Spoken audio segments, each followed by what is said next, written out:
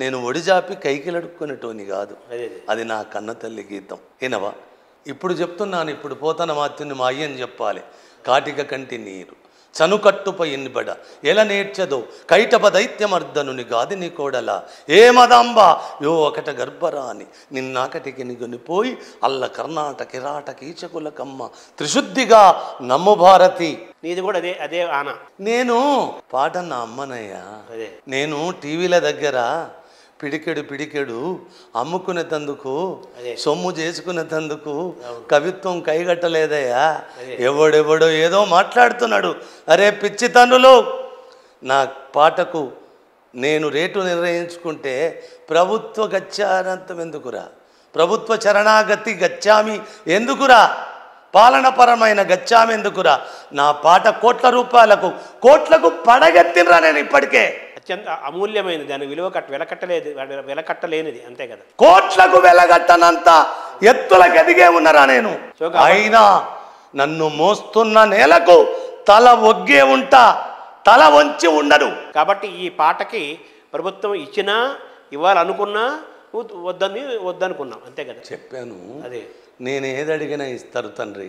అదే సరే, అది ఓకే. పాటకు కైకిలెందుకు శర్మ, పాటకు కైకిలెందుకు? ఢిల్లీ పెద్దలు కంపోజ్ చేసి తండ్రి ఆయన ఏం తీసుకుంటాడు. ఇలా తండ్రి గాని కోసం కూడా ఒకటి చెప్పాలి. కీరవాణి కోసం అందశ్రీ నీ పిచ్చితనానికి వాళ్ళు ఇచ్చింది తీసుకోకపోతే నేనిస్తా నా పేమెంట్ నుంచి అన్నాడు. తండ్రి నువ్వు చేసుకునే పని చేయి, గలిగి వచ్చినప్పుడల్లా మామిడి పనులు కోసి సరిపోతుంది నా కైకిలని చెప్పిన. ఆ డబ్బులు నాకు వద్దని నాకు ఎందుకబ్బా. ఒకటి నేను అడగను, ఇప్పుడు చెప్పాలి మీకు. నేను ఇక్కడ నిజంగా ఢిల్లీ పెద్దలు దీపాదాస్ మున్షి నా బెంగాలు కాలికి ప్రతిరూపంగా ఉన్నది. నేను అక్క అంట, ఆమె బైసాప్ అంటది. ఆ తల్లి ఢిల్లీ నుంచి ఫోన్ చేసి బైసాప్ నీకు గవర్నర్ కోట నుంచి సోనీ అమ్మ చెప్పింది, నా మాటగా నీ చెవు మీద వేస్తున్నాను. కాదు ఇదే కాకపోతే, ఇది నీకు నచ్చకపోతే క్యాబినెట్ ర్యాంకులో నీకే ఇష్టమైందన్న కోరుకుంటే ఏ పదవన్నా ఇవ్వడానికి మేము సిద్ధంగా ఉన్నాం. మీరు కాదంటారనే నమ్మకంతో నేను అమ్మ దగ్గర కూర్చుండి నీకు కాల్ చేస్తున్నా అని చెప్పినప్పుడు, అమ్మ నాపై గల మీ ప్రేమకు నేను నిజంగా గుండె నిండుగా కృతజ్ఞత చెప్తున్నాను. కానీ నేను ఇక్కడికి మంచి పాటలు చెప్పాలి. అక్క సింహాన్ని సింహంగా బతకనియండి అక్క, కుక్క బిస్కెట్లు వేయకండి.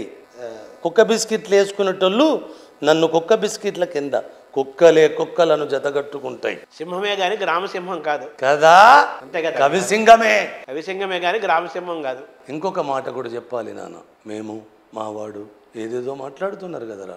ప్రకృతి ధర్మంగా కోకిలకు గూడు ఉండదు అన్న. ఇప్పుడు నేను ఒక్కటి చెప్పి చిన్న మాట. కోకి గూట్లో పుడుతుంది, కోకిల కలిపి కోకిలను కంటాయి. ఎప్పుడన్నా ప్రకృతి ధర్మాలలో కోకిల కాకయిందా? లేదు. నేనే కన్నా అని లోకమంతా అరిసిన కాకి ఎప్పుడన్నా కోకిలైందా? కాకే కోకిలే అన్నారు కదా. ఇది నా పుట్టుకరా, ఎప్పటికీ కోకిలే, కవి కోకిల. ఇది నా పుట్టుక తమ్మి, ఇది నా పుట్టుక తండ్రి. అన్న రేవంత్ రెడ్డికి నువ్వంటే ఎందుకు అంత ఇష్టం? నాకు కూడా రేవంత్ రెడ్డి అంతే ఇష్టం. ఎందుకంటున్నా ఈ రెండు ఒకసారి చెప్పనా? చెప్పాలి, అందుకు అడిగాను. చెప్పనా? తను ముఖ్యమంత్రి కాకముందే మునుగోడు ఎలక్షన్లప్పుడు తన పాట జయ జయ తెలంగాణ ఆయన కాంగ్రెస్ అధ్యక్షుడిగా పదవి చేపట్టిన తదనంతరం మాట్లాడిండు. అంతకు మునుపు కూడా పోయిన ఎలక్షన్ల ముందు కూడా మా డాక్టర్ శ్రవణ్ కాంగ్రెస్ మేనిఫెస్టోలో కాంగ్రెస్ పార్టీ అధికారంలోకి వస్తే ఇదే మా రాష్ట్ర గీతంగా ప్రకటిస్తాం. కాదు పోయిన ఎలక్షన్ల నుంచి ఉన్నప్పుడు కూడా బీజేపీ కూడా వాళ్ళ మేనిఫెస్టోలో ఇదే రాష్ట్ర గీతం అని పెట్టుకున్నారు. ప్రాథమికంగా టిఆర్ఎస్ కూడా మా గీతం అనే పెట్టుకున్నారు. తదనంతరము వాళ్ళు దిశలు మార్చుకున్నారు. దిక్కుమాలిన తనం వాళ్ళకు వదిలేద్దాం అన్న. ఈ పాటను మేము రాష్ట్ర గీతంగా పెట్టుకోవాలనుకున్నప్పుడు మేము రేపటి నుంచి సభలల్లా పాడుకుంటాం. దీన్ని ఎలా చేద్దాము, దీనికి ఎవ్వరు సంగీత దర్శకులైతే బాగుంటుంది అని మాట్లాడినప్పుడు, ఇది నాకు తెలిసి దేశంలో ఒకే ఒక్క సంగీత దర్శకుడు ఉన్నాడు, కేరళలో శరత్ అని. ఆయన 100కి 100 బాలు సరిపోతాడు. తదనంతరం తెలుగువాడంటే కీరవాణి గారే సరిపోతాడు. కానీ ఆయన త్రిపులారు పని మీద ఊపిరి జలపకుంటున్నప్పుడు అద్దంకి దయాకర్ను హీరోగా పెట్టి ఏదో సినిమా వస్తుంది నాన్న, ఇంకా రిలీజ్ కాలేదనుకుంటుంది. మురళి అని ఆ పిల్లగాని ఇంటి పేరు నాకు తెలియదు. కానీ అందులో గదరన్న ప్రధాన పాత్రగా కర్మకర్త క్రియగా గదరన్న అన్ని సంగీత సాహిత్యాలను ఆయన చూశాడు ఆ సినిమాకు. సచ్చి ఏలో కానబోయాడు తండ్రి. నేను ఇప్పుడు తలుచుకుంటున్న తలపోతగా నేను అన్నా గుండె నిండుగా కృతజ్ఞత చెప్తున్నా. ఈ కీరవాణి ఈ పాటకు సంగీత దర్శకు తెలుగువాడైతే చెప్పురా అంటే నేను కీరవాణి అంటే గదేందిరా మనవడేనా, వాడు మన తమ్ముడేనా అని గదరన్న. అంటే ఆయన ఆంధ్ర వాడు, ఇది తెలంగాణ అనేది లేదు, దాని సమాధానం వచ్చింది ఇప్పుడు దానికి లేదు. అప్పుడు గదరన్న అన్నాడు, అరే అద్దంకి నువ్వు కీరవాణితోటి మాట్లాడు అన్న చెప్పిండని. ఆయన కొద్దిగా ఆరోగ్యం అటు ఇటు ఉన్నప్పుడు ఇబ్బంది అవుతుంది ఆయనకు. అయినా వాడు నా పాటను అవమానించిండు, నా పాట కవులను అవమానించిండురా. ఈ పాట తల వంచలే ఏ రోజు, రేపు కూడా వంచొద్దు. ఇది తలెత్తుకొని సగర్వంగా నిలబడాలంటే కరెక్ట్గా కీరవాణి దీనికి 100కి 1,000 బాళ్ళు సరిపోతాడు, నేను వాడికి చెప్తాను అని గద్దరు సూచించడం వల్ల షరతొద్దు మద్రాసుకి ఏమురుకుతామని ఆ మాటను అన్న మీరేది చెప్పితే నేను దానికే ముఖ్యమంత్రి కాలే రేవంత్. అప్పటికి చాలా ఏడాదిని అర్థం ముందు, 1 సంవత్సరన్నర కాలం ముందు ఎలక్షన్లప్పుడు అప్పుడు అన్నప్పుడు నేను బాగా ఆలోచించి నన్ను రేవంత్ కలిసింది కూడా. అప్పుడే రేవంత్ కలిసినాడు కూడా నాకు చెప్పిండు, అన్నా మనం అధికారంలోకి వస్తున్నాం, ఈ గీతమే రాష్ట్ర గీతం చెప్తున్నాం అన్నప్పుడు కూడా అప్పుడు కూడా చెప్పాను, మన ఇంటర్వ్యూలో కూడా ఉంటుంది, మీరు అధికారంలోకి వస్తారయ్యా రారు అని నేను అంటలేను కదా, సారు మీకు మంచిగా బాటలేసి పెట్టిండు, హాయిగా వస్తారు, మీ ముఖ్యమంత్రి ఎవరు అని ఆ రోజే అడిగిన. అన్న దాన్ని కూడా వెనకసి వదిలేద్దాం, ఇదే మన పాట, ఇది ఏం చేస్తావో నువ్వు చెయ్యి, దానికి సమయం వచ్చినాడు పిలుపు వస్తుంది నీకు, ఆ రోజు మాత్రం కాదనకు అనే నేపథ్యంగా అన్నప్పుడు సంవత్సరన్నర కాలములో మేము కలిసింది ఒకేసారు నాన్న. సంవత్సరన్నర కాలం కింద కలిసినాము. సారు మీద ఇద్దరము కలిసి 2 సింహాలు కలిసి. అది కాదన్నా రేవంత్ రెడ్డికి నువ్వంటే ఎందుకు ఇష్టము, రేవంత్ రెడ్డి అంటే అదే చెప్తున్నా, శత్రు మిత్రుడే. 2 సింహాలు ఏకమై మదగజం మీద దుంకితే నిన్న అమ్మ రుణం తీర్చుకున్నాము నాన్న. నా అమ్మ రుణం, నా అమ్మకు పట్టిన దరిద్రం మొదలగొట్టడానికి రేవంత్ నాకు మామూలుగా ఎముడలే నా దేహములో. నేను కూడా అదే రీతిగా తనకు అయ్యా ఏం చేసినా నేను రేవంత్కు చిన్న ఇంటర్వ్యూ చేసిన, 4 ఓట్లు వేసేటందుకు చేసిన, అధికారంలోకి వస్తే కాదంటే చెప్పింది కదా ఎప్పుడో కాలజ్ఞానం చెప్పిన బిడ్డలరా మీకు, ఏలుకోపోండి 5 ఏళ్ళు కాదంటే 10 ఏళ్ళు ఎల్లకాలం ఏలడానికి తెలంగాణ ఎవ్వడి తాత జాగీరు కాదని చెప్పినట్టుగానే నేను 5 ఏళ్ళ ఏలుబడికో 10 ఏళ్ళ ఏలుబడికో సాయపడి ఉండొచ్చు. కానీ రేవంత్ నాకు పాటకు పట్టము కట్టిన కీర్తి ఎన్నేళ్ళలో తెలుసా చర్మా, 1000 ఏళ్ళు. అంటే మీ ఇద్దరికి ఒకరికి ఇష్టం ఏర్పడడానికి కారణం ఏంటి? ఇదే ఈ పాటే. నా అమ్మను చెరబట్టిన తనం, నా అమ్మ తెలంగాణ ఉద్యమము అతలాకుతలమవుతున్నప్పుడు నా తెలంగాణ 60 ఏళ్ళు ఎవరి చేతుల కిందనో బందీగా పడితే 100 బలిదానాలు, కోట్లాది మంది రోడ్లెక్కితే వచ్చిన తెలంగాణ నేనే తెచ్చిన అనుకున్నని నేపథ్యాన్ని కూలదన్నడానికి 100కి 100 వాళ్ళు 7 ఏళ్ల మౌనం. ఎన్నోసార్లు హెచ్చరించిన మీరు ఇన్లే.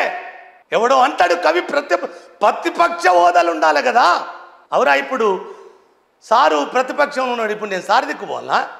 మరి 10 ఏళ్ళు ఆ పాటకు జరిగిన అవమానమే కలిపిందంటావా?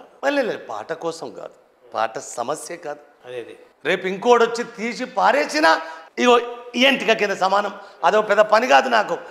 మీరు కాదంటే ఏం చేసిందో మీకు పాఠం చెప్పింది, మీరు రేపు వచ్చినాక కాదంటే మిమ్మల్ని ఏం చేస్తుందో కూడా ముందటి పాఠం మీకు అది చెప్తుంది. నానా కై కట్టడమే నాకు తెలుసు, అది ఉంటదా పోతుందా అన్న బాధ నాకు ఉండదు. అంటే మీ ఇద్దరి ప్రేమ కడుగుతున్నా మూలం అక్కడ మూలము. మేము కలిసిన సమయం కలిసి వచ్చింది, మేము కలిసిన సమయం ఆ ముహూర్త బలం బాగుంది, మామూలుగా కాదు. మా అమ్మకు సారు కబంధ హస్తాల నుంచి పగులగొట్టి మా అమ్మకు స్వేచ్ఛ యుతగాలులకు జనాలకు మీరు కట్టిన కంచెలను, మీరు కట్టిన శాసనాలను కూలదన్నిన నేపథ్యాన్ని ఎందుకు కొట్టొద్దురా మరి నేను? అంటే మేము ఈ శత్రువు మిత్రుడైనట్టుగా కదా మీరిద్దరు మిత్రులు అయిపోయారు. అట్లా మిత్రులమైన ఎజెండా అది. ఒకవేళ చెప్తున్నా, ఇప్పుడు ముఖ్యమంత్రి కాకముందే మిత్రులం. అరే మా అమ్మ తెలంగాణరా, ఒక్కమ్మ బిడ్డలమే, తల్లి ఒకటే, ఒకతే మా అమ్మ, ఒకతే మా నేల, ఒకే ఆకిట్ల నుంచి ఆడుకుంటూ వచ్చినాం. పాలమూరైన నా ఇల్లే, ఓరుగల్లైన నా ఇల్లే, మెదకైన నా ఇల్లే. నేను పూర్వాశ్రం 10 జిల్లాలు నా కుటుంబం, ఇక్కడ 33 జిల్లాలు కూడా ముక్కలైతే కూడా మొత్తం ఏదైనా ఊరు తెలంగాణ, నా పేరు తెలంగాణ. ఇందులో కేసీఆర్ కూడా మా అమ్మకు పుట్టిన కొడుకే కదా, వయసులో నాకు తమ్ముడే కదా. అరే నాకన్నా పెద్దోడు కేసీఆర్ నన్ను తమ్ముడు అనలే, పాపం పెద్ద సంస్కారాలతోటి అన్నే అన్నాడు కదా, అయినా కూడా ఆయన నాకు అన్నే కదా. అరే సన్నాసులు, మీరు కూడా నన్ను అంటున్న వాళ్ళు నా తోబుట్టువులే కదా. సో మిమ్మల్ని కలిపింది ఒకరంటే ఒకరికి ఇష్టము, ఒక ముహూర్త బలంలో కలిశారు మీరు. అంతే, ముహూర్త బలం కాదు, ఒకరంటే ఒకరికి ఇష్టం అంతే. బాగా ముఖ్యమంత్రి కాదు సుమా, అది ఎప్పుడో చాలా ఏళ్ల క్రితమే. అంతే తప్ప అది చాలా రోజుల ముందు.